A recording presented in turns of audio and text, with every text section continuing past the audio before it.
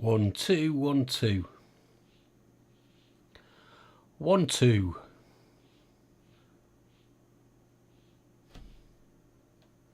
1 2 1 2 1 2 1 2 1 2 3 4 5.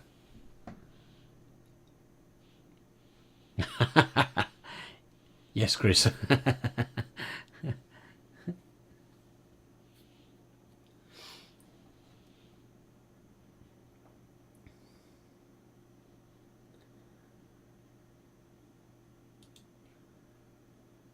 Excellent, that's good to know. And we've only got the one input of sound tonight, so that should be that.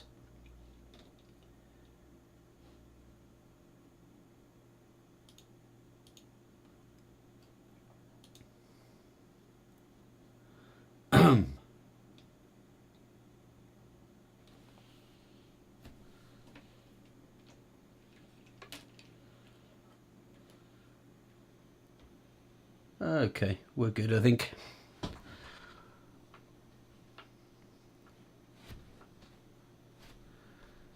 Let's give everything a little check.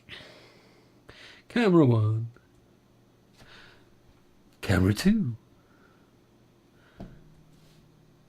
Camera 1. Camera 2. Yep. Cool. Excellent, excellent, excellent. I think that means we're about ready to go then. So I'll stick the bug up.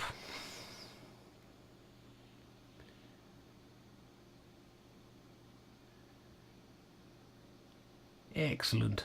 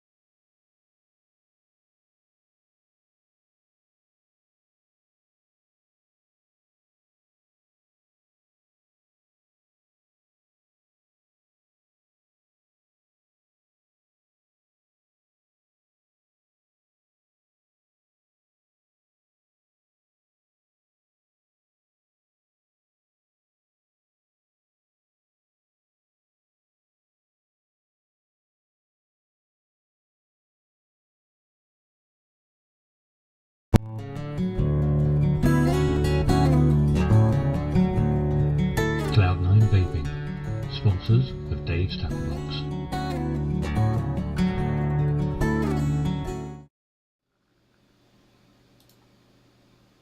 And good evening. Good start, click the wrong thing. Welcome to Dave's Tackle Box. It is Sunday the 8th of June 2014. It's 9 o'clock and therefore it's me.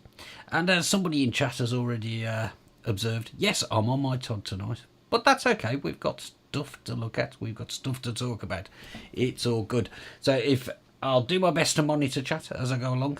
No promises, but if you've got any questions on the stuff we're talking about, I will do my best to represent them. If not, answer them. It's the end of another weekend, and it's been a busy, busy weekend for me. I don't know about everybody else. All sorts going on, but it's quite nice actually to be sat here and relax for at least an hour of it. We'll start with the titles, followed by... I've got picked up on a couple of headlines that have been kicking around this week from both sides of the pond. We've got a couple of pieces, and they're kind of they kind of summarise something that's been going on in the debate about nicotine and what have you for some time now. And that is nicotine really a nasty, horrible, harmful, addictive substance? Or does it actually have some benefits, or does it not really matter? I'm going to be looking at a couple of different viewpoints that have been expressed in the media this week, and then just have a look through and maybe even start considering what motivates some people to have and publish the opinions they do. I've also got a couple of bits of kit to look at that I've had kicking around on my desk for ages. I'm finding actually going to take them out of the box, set them up and use them tonight. So, and you can say that you were there. But we'll start with the titles.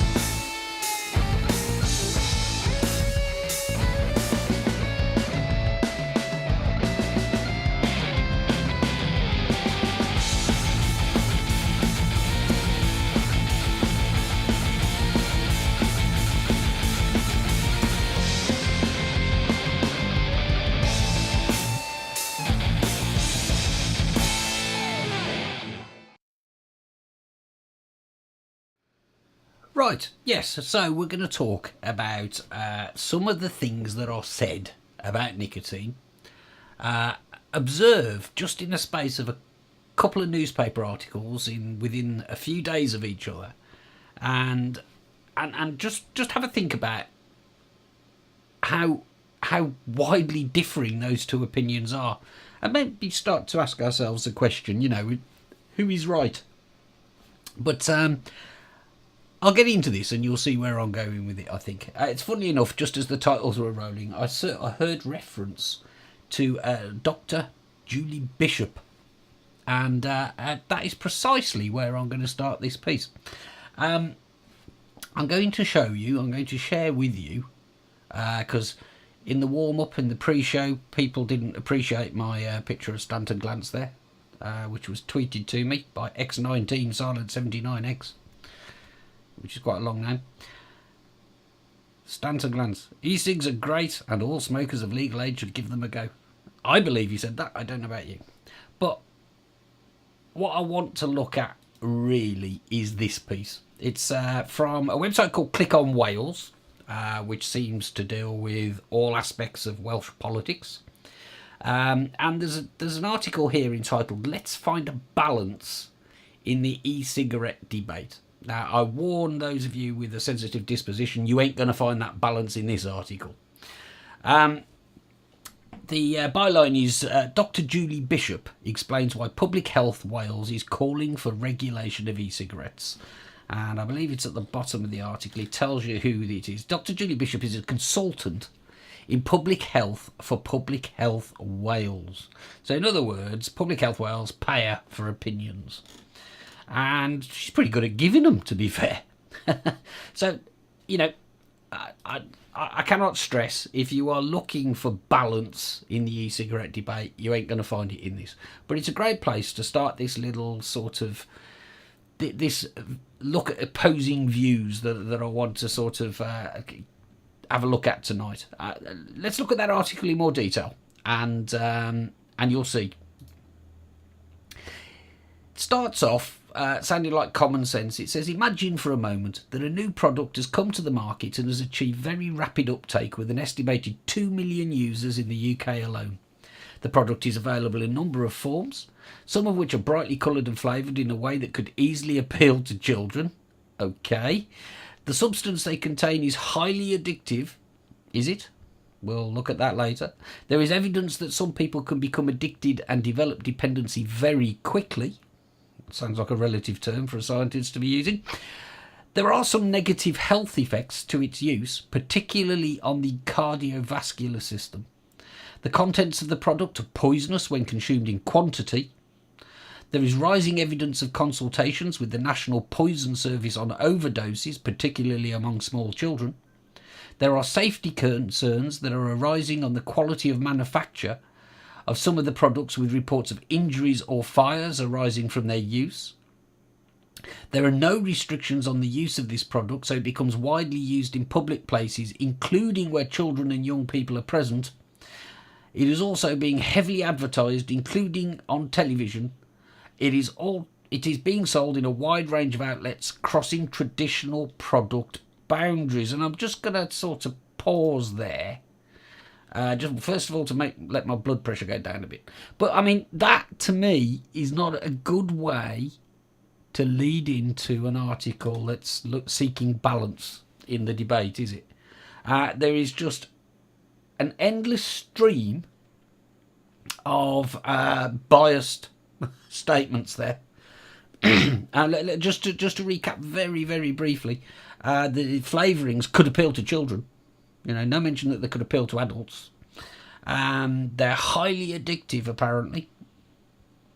I would have thought that depended how much nicotine was in the one that you're actually looking at.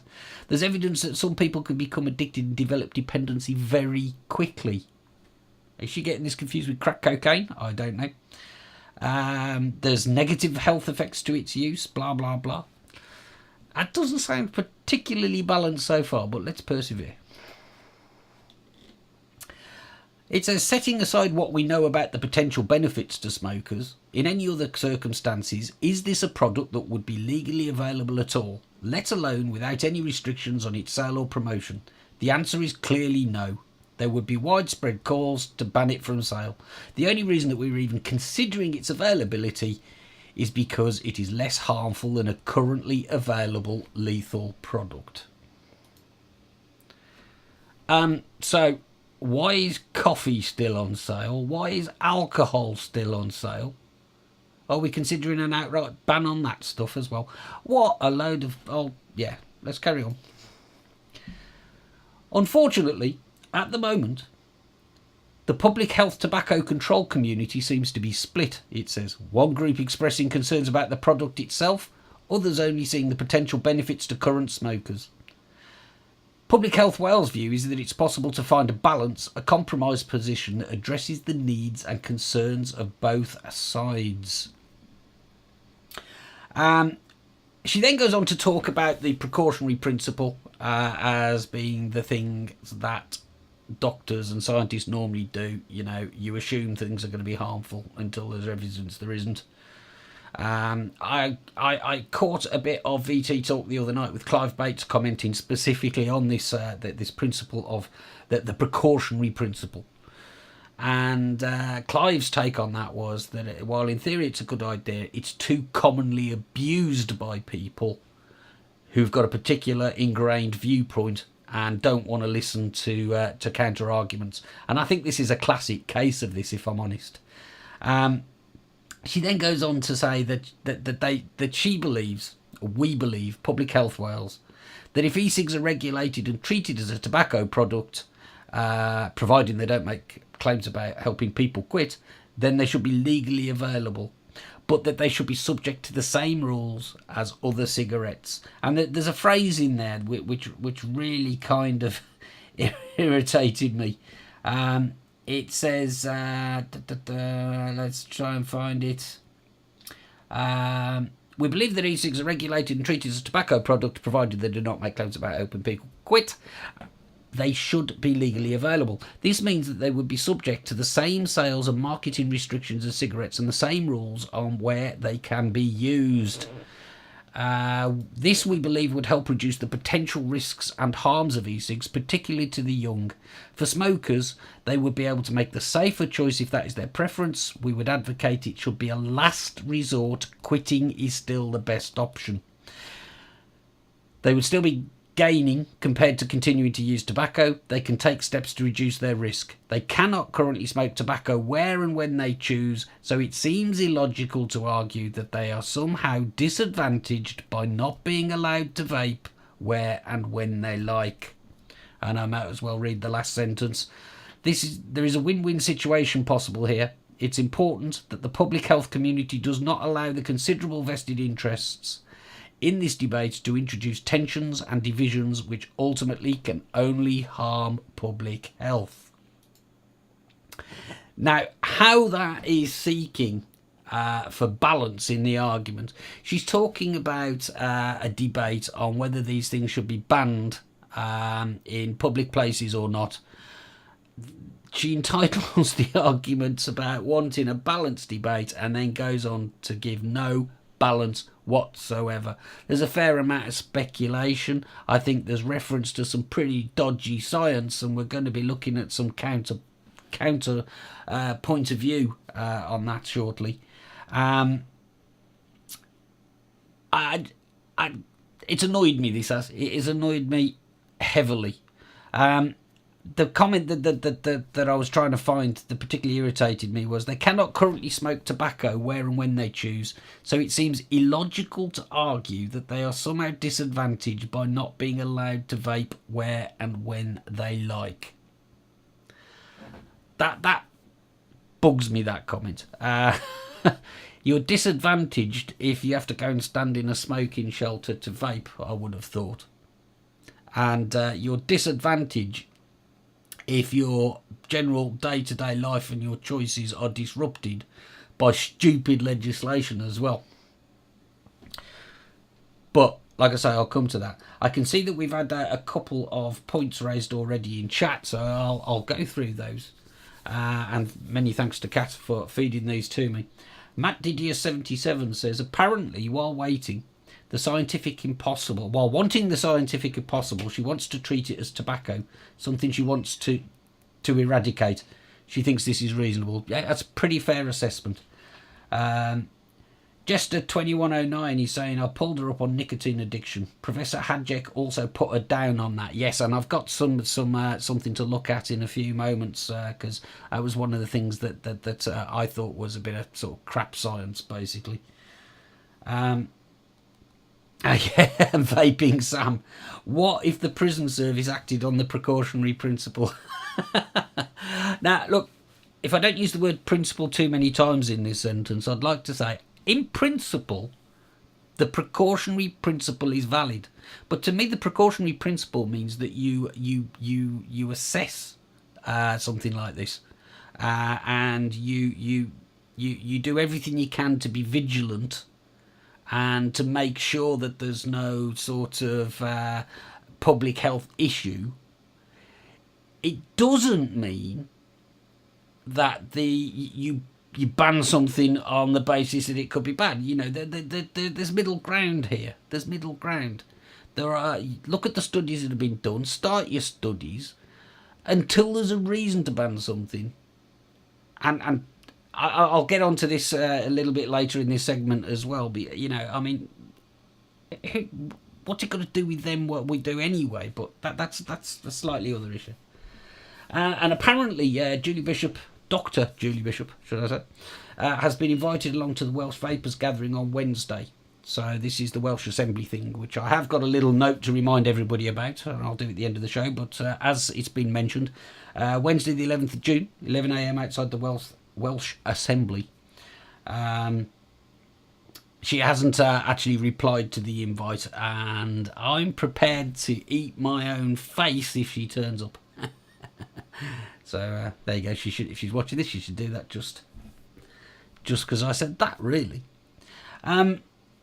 So yeah, so that's like not a balanced article, but it served. The only reason I've read that out, I wouldn't really give it the time of day, but we've got like sort of people who are they're advising the Welsh Assembly as part of Wales Public Health, and they're using an argument like that. You know, or let's have a balanced debate. Whack, one-sided crap. You know, the only reference to any benefits to vaping are summed up in half a sentence. setting aside what we know about the potential benefits to smokers, in any other circumstances, is this a product would be legally available at all? So we're just going to set aside the fact that there might be some benefits, but I'm going to go on in long detail about highly addictive and cardiovascular problems, blah, blah, blah. So, yeah.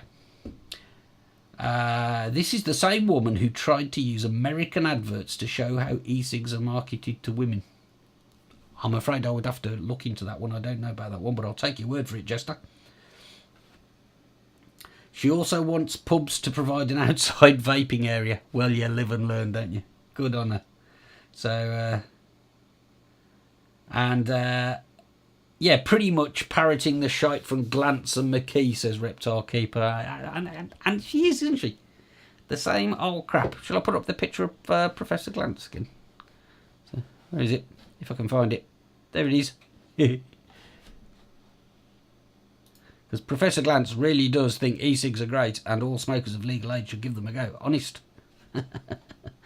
Anyway, so that's the first thing I wanted to look at. I just wanted to sort of come up with an example of somebody who's like clearly anti, and regardless of using words like balance to make people seem like they're being reasonable, but you look past it and it's a totally one-sided agenda and probably a closed door to try to influence these people. And then I'm going to flip it over to something that appeared in the Tampa Bay Times. Before that, though, just talking about nicotine, okay? We've just seen it there painted in a very bad light, shouldn't be anywhere near the kids, shouldn't be allowed to do it in public, blah, blah, blah. We've known for some time that certain scientists have pointed out that there are a number of health benefits to using nicotine. And one of the main ones is the involvement in Alzheimer's and Parkinson's diseases. I'm just going to flip this up. This is just the abstract. I don't actually have a subscription to the full paper. But this is an abstract by a guy called Paul Newhouse of Vanderbilt University. And the abstract is describing the way that nicotinic system involvement, so basically putting nicotine in Alzheimer's and Parkinson's diseases and implications for therapeutics. And the upshot of it is, and we've known this for a while, that I couldn't actually see a date on that study is the word I'm looking for. I couldn't see the date on it, but I know it's been around for a few years at least. There is a reference on there 1997, but I don't think it's that old. They're saying there are actually some positive aspects to nicotine. It can be good for you in certain circumstances. But the reason I've gone back to that point is Paul Newhouse is quoted in an article here which appeared in the Tampa Bay Times back in April of this year. And let's get that up on here, right? So this may very well have been covered on VTTV before, but it serves to illustrate my point. And the headline on this one is "Study finds nicotine safe and it helps in Alzheimer's and Parkinson's." Now, a lot of this article goes on to talk about what we were just looking at, the studies that have been done about the effects on Parkinson's and Alzheimer's. But there was a comment in here which kind of caught my eye when I was looking at it earlier. It says, right, so let's start here. It says, so what's going on? How does the dreaded addictive component of cigarettes produce health benefits? For starters, nicotine by itself isn't very addictive at all, according to Dr. Paul Newhouse, the director of Vanderbilt University's Center for Cognitive Medicine. Nicotine seems to require assistance from other substances found in tobacco to get people hooked. People won't smoke without nicotine in cigarettes, but they won't take nicotine by itself, said Newhouse. So the point that he's making there is that nicotine is it's not highly addictive at all, is it? Like we were looking at in that first article, it's not highly addictive. You're not going to get hooked very quickly. He's stating the absolute opposite. Now, when I see sort of differences in opinion on this kind of thing, I know that I'm sort of emotionally involved in this and have some inbuilt bias, okay? And a good way of filtering the stuff that I think is crap a lot of the time. But what I tend to do is, when I'm not sure, I go and look and see what people I trust are saying about it. So I went digging on the Clive Bates website, clivebates.com. And particularly, I was looking about two things. One was, how addictive nicotine is. And secondly, this comment about the negative effects on the cardiovascular system. So if I just get my words exactly right, I don't want to misquote anybody. But Julie Bishop said, the substance they contain, talking about e-cigs, is highly addictive. There is evidence that some people can become addicted and develop dependency very quickly. There are some negative health effects to its use, particularly on the cardiovascular system. She then goes on to make some points about it being poisonous, and what have you, which is a separate issue. But let's just look at that point about negative health effects on the cardiovascular system. And then I'm going to flip over to Clive Bates. And the reason I look at Clive Bates' blog so often, he's a brilliant collector of opinions, and he has a fantastic way of looking through all of the stuff that's being said and all being reported and presenting it in a concise way without missing any of the important facts. And this is Clive's take on it.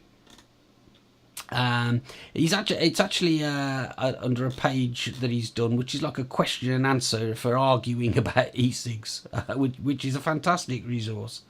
And it's under a bit about causing cancer and other health effects. And I'll just read some comments here from Professor John Britton, who is director of the UK Centre on Tobacco and Alcohol Studies and heads the Royal College of Physicians Tobacco Advisory Group.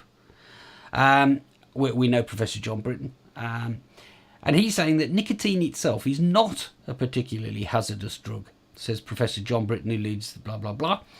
He says it's something on a par with the effects you get from caffeine. Now, we do often say, well, I do anyway, when people say, but isn't nicotine harmful? Don't you want to give up the nicotine in there? And I'll say, well, no, it's just like caffeine.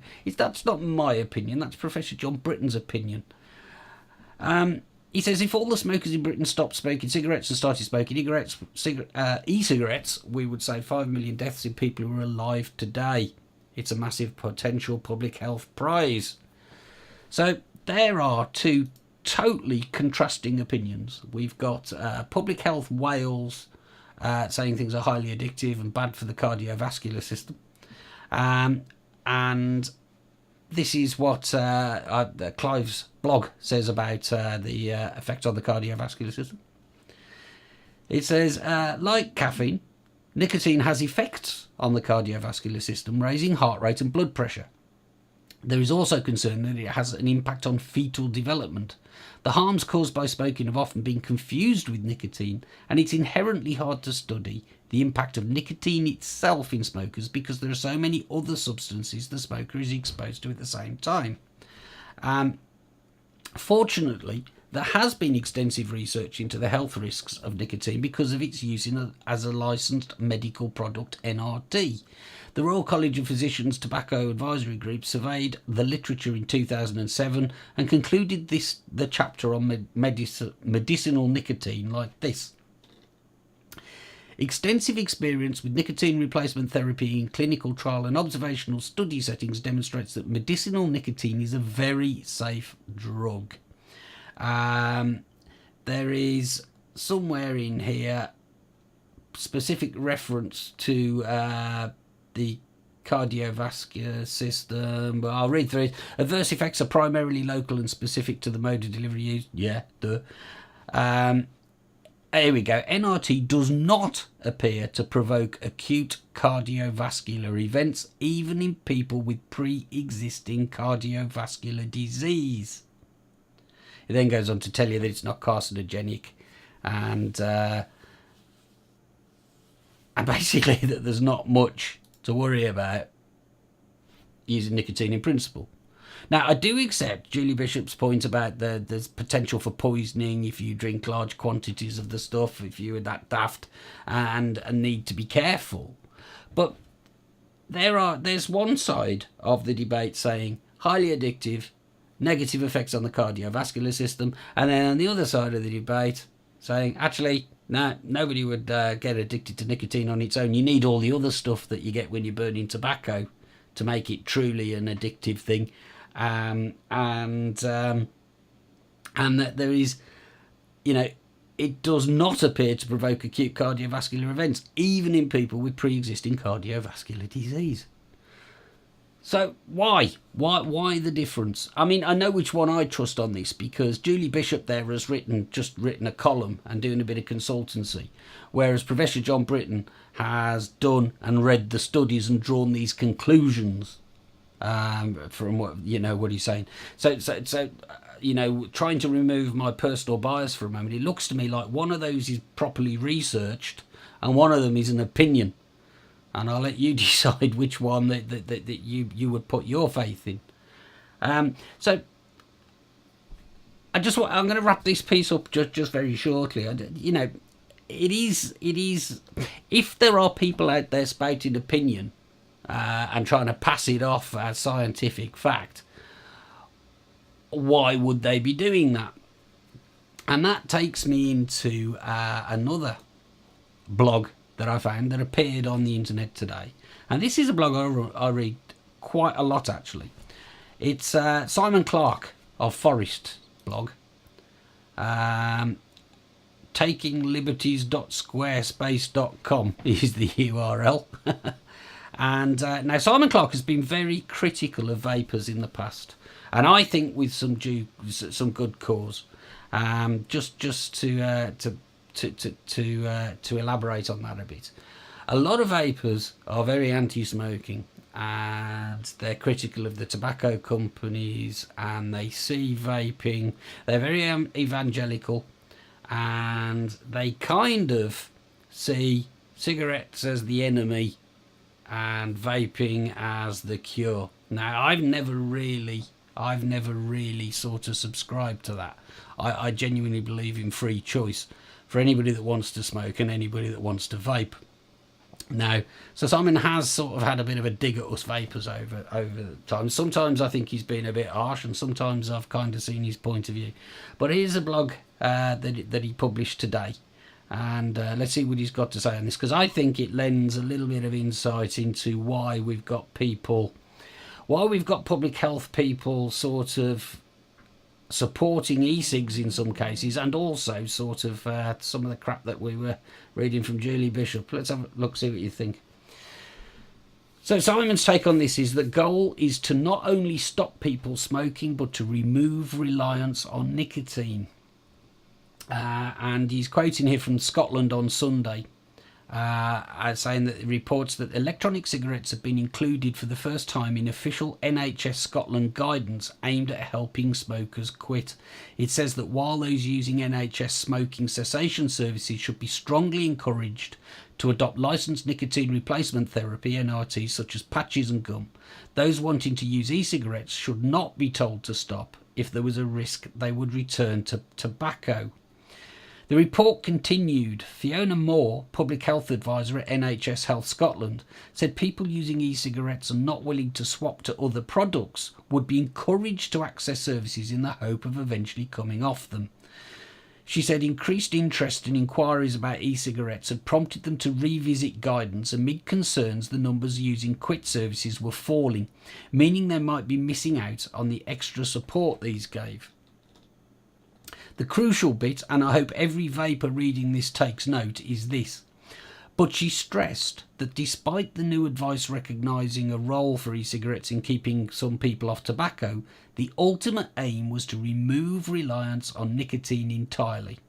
And that's Simon's emphasis there, if you're following it on screen.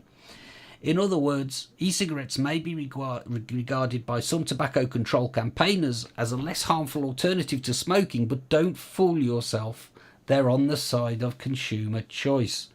Now, He goes on to say that stopping smoking, people smoking, is no longer the end game. It's merely phase one.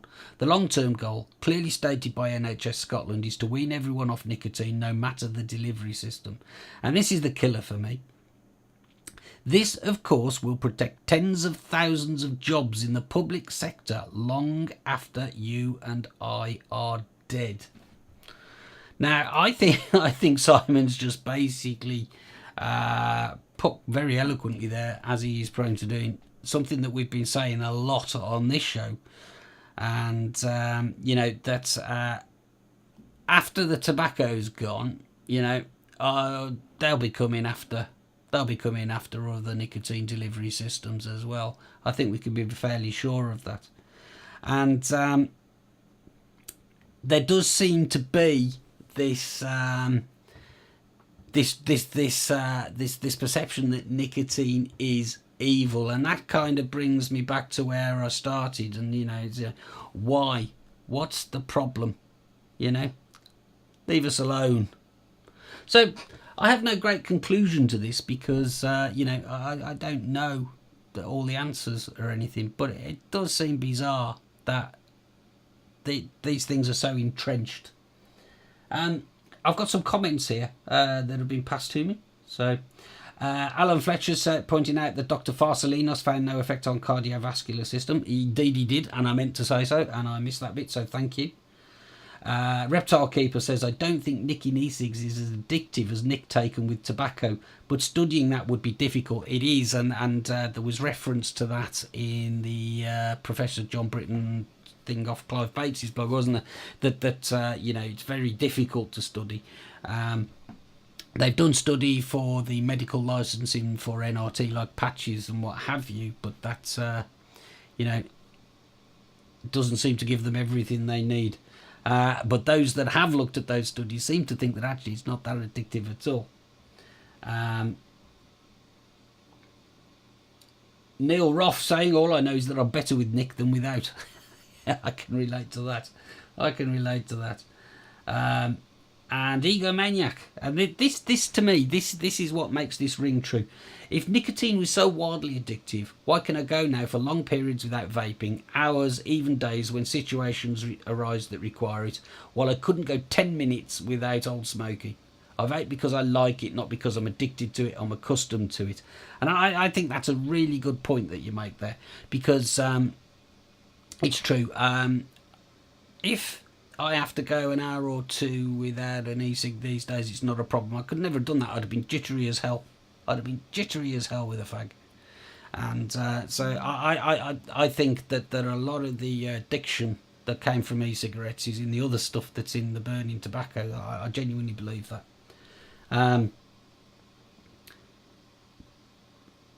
Vaping Sam's making a point that nicotine will be as addictive regardless of source. In tobacco, however, there's synergistic effects with other chemicals. Yeah, exactly. So when you burn it and you've got all that other stuff mixed in, that's stuff that I'm just not clever enough to go into any detail for.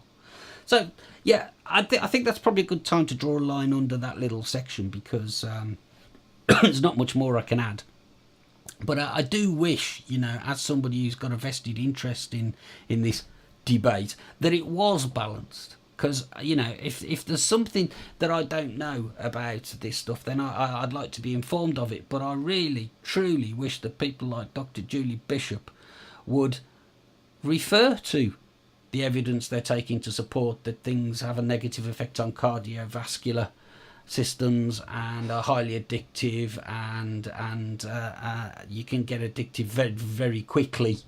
In relation to what? I mean, let's see some substance and some scientific basis for this stuff, rather than just stating it like it's true, when it seems to me like the more clued up researchers, the people who I trust more, are saying the absolute opposite. And because until that point, Dr. Julie Bishop, you get no credibility with us vapors, because we feel better, we see the other side of the argument. You're not convincing us, and I just hope that the politicians will see it that way as well.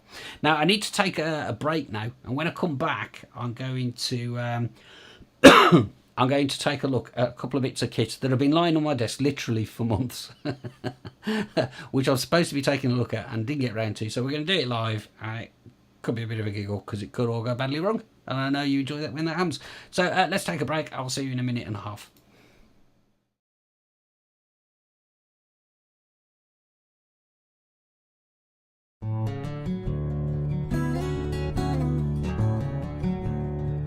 Cloud9 Vaping, sponsors of Dave's Tackle Box.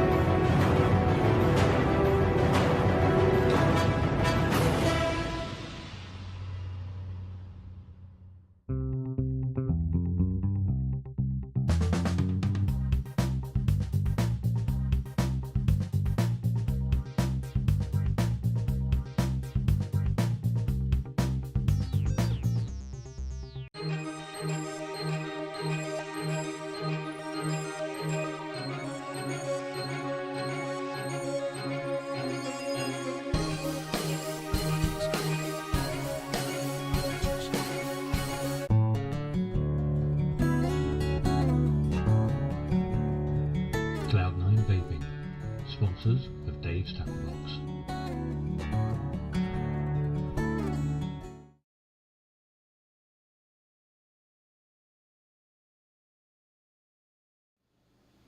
And welcome back. Right, now I've got in front of me here, I've got two products, both in their boxes, right? Now, this was actually sent to me by Daz at e-cigs, it actually appeals to me for a number of reasons. A few weeks ago, I was talking with Dave Dawn about, like, you know, sort of small, lightweight, variable voltage and even better variable wattage options to take when you're travelling. And I've got one here, and it's been lying on my desk. It's kind of just there for some months. I think I got it when I bought this thing, so it's been a while. And I've also got one of these Davide Aspire Mini. What is it? It's a Mini Davide Glassomiser. Because I've been trying those Aspire BDCs and everything, and I'm really taken with those. I've kind of ditched using my eVods, and I say that I've got one on here at the moment because I just thought I'd use up the juice in it, because it's been lying on my desk for a while as well. But I'm quite taken with the Aspire, so while I was ordering some replacement coils, the BDC coils for the Aspires, I thought I'd pick one of these up as well. So I thought what we could do is, and I know it's not entirely new, this stuff, but it's new to me. It says new 2013 on the box. I thought we could set it up and have a look at this iTaste thing and see how it goes. So here we go. I've got another camera angle somewhere, and I might just have to wait for that to reconnect to the network. No, we're good. There we go. I'll push the keyboard out of the camera focus so it goes all funny. So I'm going to look at this thing first. It's actually called the iTaste V3. So that's the variable voltage version 3. Now, I saw it on the e-cigs website. It's actually out of stock at the moment. But it was being sold as the VV 3.0 Express. The Innokin iTaste VV 3.0 Express. So it's not a full kit. You don't get any kind of cartomizer or anything in it. So I thought we could test it with this thing. And I took it out of the box earlier for the first time and just had a little play with it. And it's actually quite a funky little device. I quite like it. I like the way the Innokin stuff is packaged, for starters. You get this sort of springy charging cable, because it charges with is that mini or micro USB, isn't it, that one? And that goes into your USB power supply, and you can use it as a pass-through while it's charging, apparently, so that's kind of neat. But that's basically all you get. You get the charging cable and this square iTaste battery thing.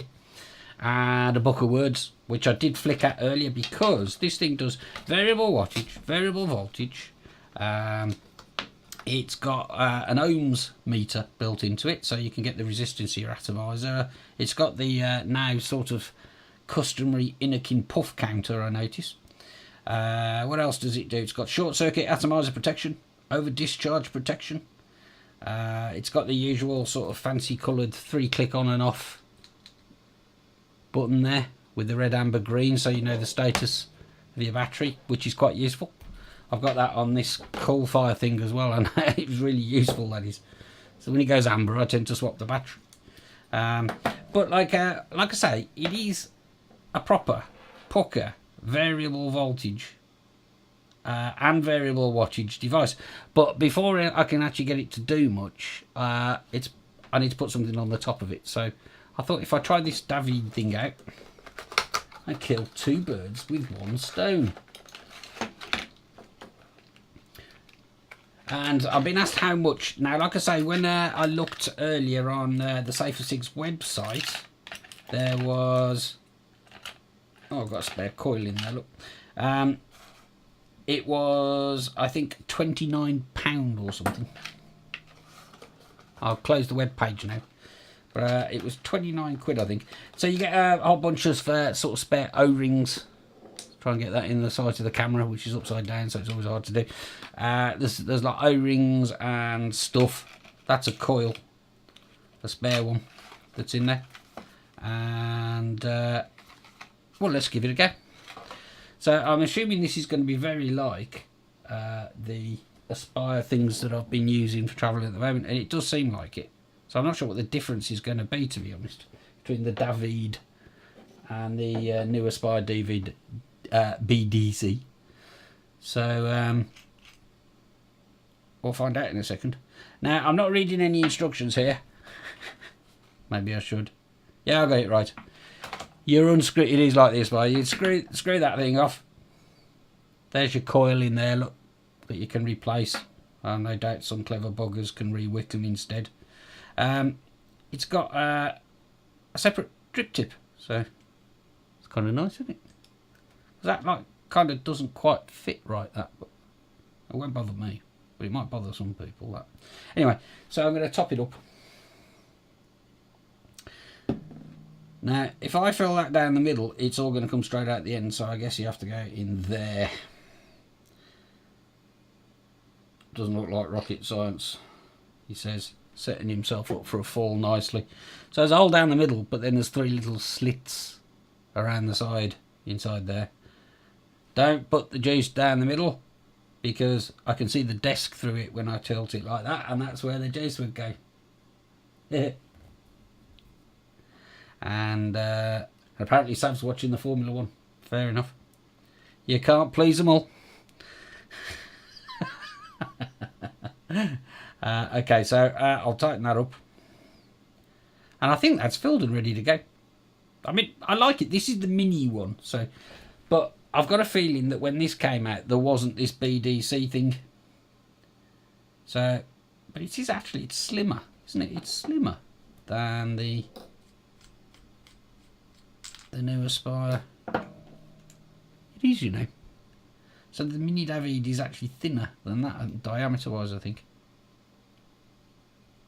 So that has some appeal for me. Yeah, look, it's about ego thickness, look. Whereas the Aspire is a bit fat.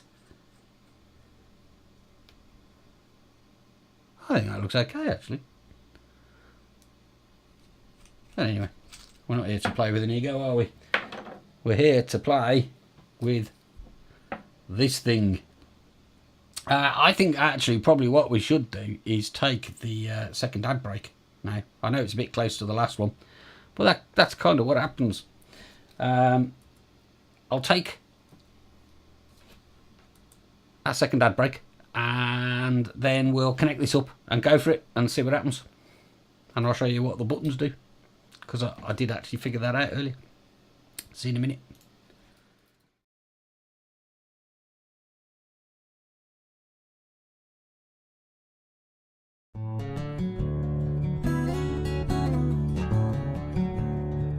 Cloud9 Vaping, sponsored sponsors of Dave's Tackle Box.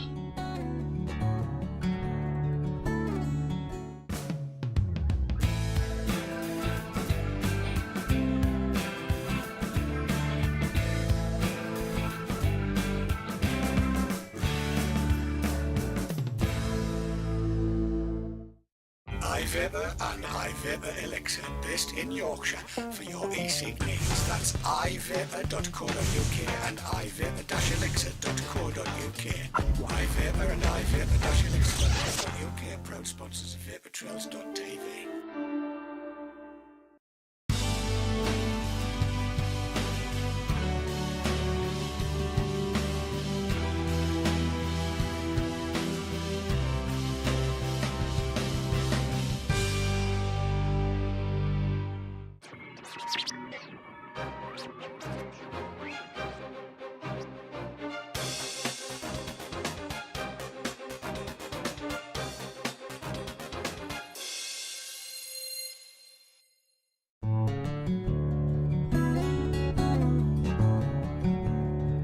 Cloud9 Vaping, sponsors of Dave's Tackle Box.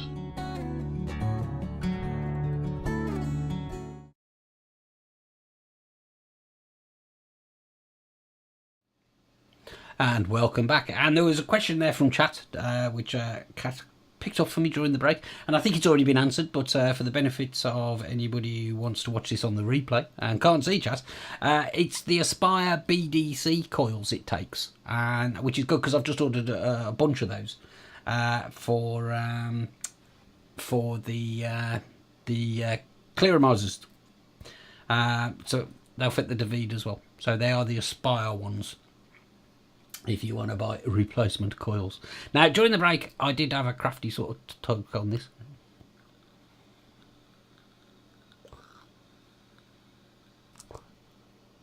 And look, it works. And it works just fine. And so that's the Davide on top of the iTaste VV 3.0 Express. I've got a feeling, because I was trying to work out what the difference was between the main starter kit and the Express. And I think this is just Express, as in it's just the battery and charger, you know, so there's no clear or anything. So some other facts and figures about it: it's an 800 milliamp hour battery, and therefore it's about the size of an equivalent Ego battery, but it's square, and that ain't bad given the electronics that are in it. So I'll show you some of those now. You've got this big square button on the top, which is obviously the button to use it. Like I say, it follows the battery levels, so it's green when you've got good charge in there. When it gets down to amber, you want to start thinking about getting it charged if you can, and when it gets red, definitely it's time to charge it again, because you ain't got long left. But also I saw that if you've got this little display at the bottom with this sort of puff counter thing, and if you press it once, you'll see I've taken 11 puffs on this to start it, and that's telling me that it is currently set. There's you press it, and then after a couple of seconds it changes that. There's 3.5 volts of charge in the battery. Is that, have I got that right? No, I haven't. If you press right, I'll get this right in a minute. Right, so if I press that and hold it, just after a couple of seconds, it tells you the puff count, and then it tells you that I'm currently on 3.5 volts, which obviously isn't very much. So I'm going to press that, and when that comes up, I'm going to tick it up to about 3.9 volts, because I'm feeling wild. And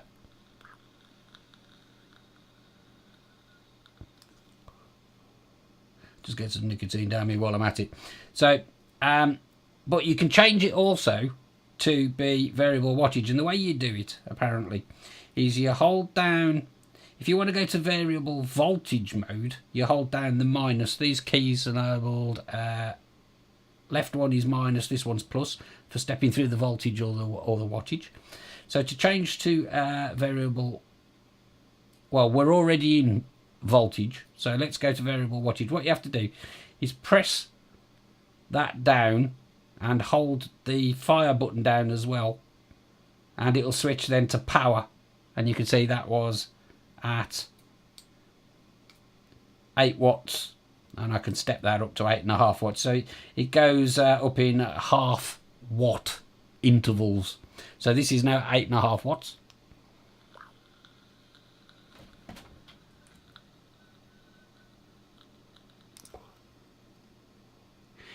And you can see that works quite well. And then to change it back to variable voltage mode, you hold down the minus button and the fire button. And I let go, didn't I? So that, and then it changes back to voltage, and you can see we were at 3.9. So that's how you flick between the two. But also what you can do is press both buttons together. I'm trying to get this away so it makes sense to the camera. There we go. Press both buttons together and you get your atomizer resistance 2.1 and then the voltage left in the battery. So we've got 2.1 ohms and 4.1 volts of charge in the battery there. So that's it. I mean, it's pretty good. It's got a little logo on the side. Micro USB port on the bottom, as I say, for charging and using as a pass-through. So it's quite useful for using at my desk. I think I'm going to give this a go as a traveller because I think it looks quite neat. 3 click on and off, and that's it. Works really good. Where's the camera switch? There we go. So that is the iTaste Innokin iTaste VV 3.0 Express. This came from safer6.co.uk and it's £29 and some pennies it was. I can probably check actually.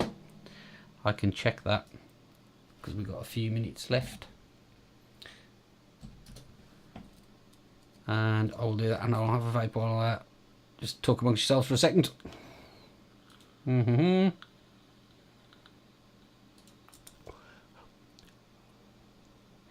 That's very pleasant. I like the Davide thing. Flavour's good. Looks like I could have filled it up a bit more as well, doesn't it? It's kind of only sort of halfway there, look. I'm sure I didn't just vape all that. So I guess the new coil absorbed a bit of it. But hopefully it's not all going to flood out when I when I loosen it. Here we go, yeah, £29.75 on the Safer 6 site. And I'm not sure who else has got them, but Daz is currently out of stock, it seems. So anyway, whilst I'm enjoying this, there's one more little thing that I wanted to look at tonight, and this is again, it's a subject that has been around a little while, and I think we're going to see more and more of it as vaping gets more and more mainstream. And the subject is brand names for juices. Now, for some time now. I think I've been vaping, nearly 4 years now. Give it a couple of months, it'll be 4 years. And when I started vaping, you could buy things like Desert Ship flavoured juice, which is camel. And then you got USA Mix, and so on and so on. So that it was almost as though that the juice vendors kind of recognised that they couldn't use the brand name, but let's face it, some of them are a little bit close. And this is a story that cropped up actually a little while ago now. Let's get it up on here, and it's about the Girl Scouts of America, I guess. It's in the Bloomberg Business Week, and it's saying Girl Scouts want to put an end to thin mint e-cigs. And I'll read you a little bit of the piece. It says the Girl Scouts sell a dozen different kinds of cookies, including tagalongs, trefoils, Samoas, dozy do, is that, or doozy do? I don't know. We don't really have this in the UK. And of course, thin mints. What they don't sell is liquid nicotine. But if you run an online search for thin mint e-cigs, you'll find them for sale on such websites as Hella Vapor, Nola Vape, and until recently, EC Blend flavours. The Girl Scouts, General Mills and Tootsie Roll Industries, I guess they make the cookies, have all sent cease and desist letters to liquid nicotine companies asking them to stop using the names of their trademark brands and threatening legal action if the name appropriation continues. Any use is unauthorised and we would constitute an illegal misuse of our marks, General Mills told Bloomberg Businessweek in an email, promising to take further action if necessary. Cinnamon Toast Crunch, a breakfast cereal sold by the company, had turned up as an unauthorised e-cig flavour.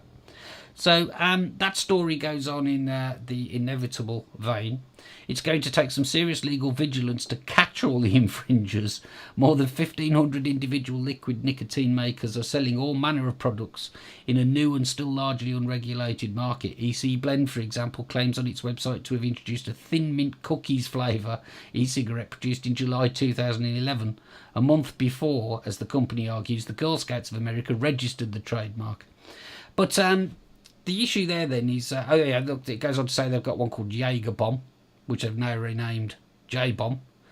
And I think, I'm interested in chat to see if anybody's got any sort of opinions on this. Because let's face it, this is going to become more and more common. There are certain drinks that are either named or similar. Similar names being used for e-juice, certain high-energy drinks. And I guess it's kind of inevitable, really, isn't it? There are I haven't seen any for a while, but like I say, when I started vaping, I was pointed to some of the more well-known e-cig sites at the time, and I think I bought my very first juice from Liberty Flights, and I think it was USA Mix. I bought. And so they weren't using those names, but I can remember at the time that there were a number of sites who were actually selling Marlboro and Camel and what was the other big one? That's Benson and Hedges. Loads and loads and loads, and I'm not sure how prevalent it still is, but I'm sure it's going to happen. I'm just looking in chat there, yeah, those Girl Scouts are serious business women, says DJ Reptile. I can't argue with that. Scootaloo says, what's in a name? A rose under any other name would smell just as sweet. How poetic. There's a couple of things coming up in there, some of which I can repeat and some I can't. But anyway, that kind of brings us to the end of tonight's show. There are a couple of things I just want to remind people of before I depart the airways tonight. The first one is the Welsh Assembly meet.